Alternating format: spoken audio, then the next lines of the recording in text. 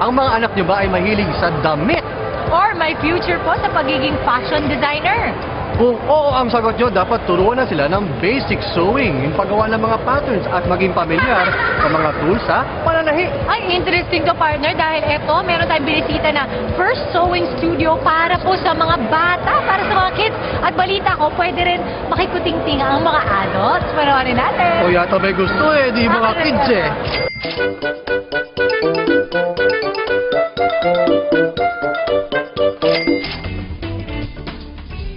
Easy and fun.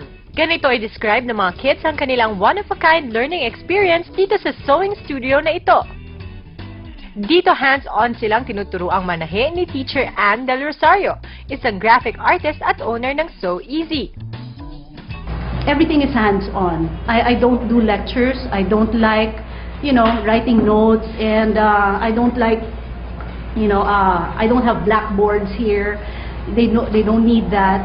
Once they step into my class and we start, they sit at the machines and they start working on the sewing machines, and there's no downtime. We just go and go and go and sew away.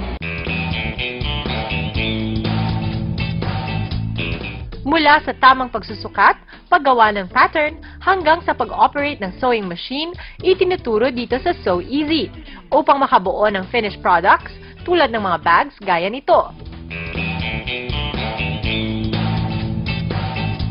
Damit. This is my round neck blouse. I made it. It's so easy. At iba't ibang accessories ang pwedeng matutunan ng mga bata. This year lang nang simulan ni Teacher Ann ang Sew Easy. May mga module siya para mas madali para sa mga bata na matutong manahi. I thought sewing was pretty interesting and that I could have a skill over my friends. Well, we enrolled because our mom told us to, but then I always found it interesting because I always wanted to sew my own clothes. I wanted to learn how to sew even when I was younger because I've always liked working with my hands, and it's a very important life skill when I grow older. It was easy to learn. It was really easy because it was step by step. We learned every part of the sewing machine, and it was easy naman to sew. They're very proud of the things, the littlest things that they create, and so when they're able to learn a new thing, it's like something that, wow, I have it, and no one can take it away from me. Bukod sa mga bata, nag-o-offer din si Ann ng lessons para sa mga adults. Patunay that there is no age limit when it comes to learning. From basic to advanced, sinishare ni Ann ang kanyang knowledge upang mas lalong lumawak ang skills at creativity ng kanyang mga estudyante.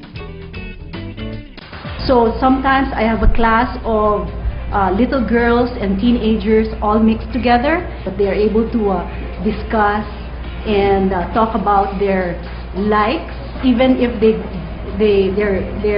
ages are different. Sabi nga, great things start from small beginnings.